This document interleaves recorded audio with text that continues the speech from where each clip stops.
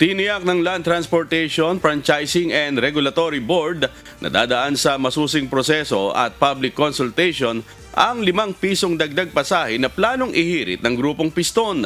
Ayon kay LTFRB Chairman Bigor Mendoza II, lahat ng petisyon ay nais nilang matugunan ng mabilis. Gayunman, kinakailangan nitong dumaan sa proseso.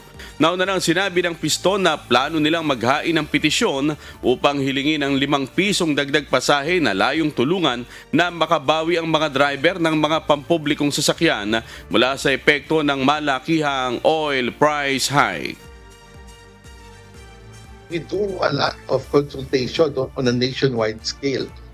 So, yun po ang gagawin natin, dadaan natin sa proseso ko, karoon ng public hearing, public consultation on a nationwide scale, depende ho sa kabilisan ng pag-respond mo dito. No?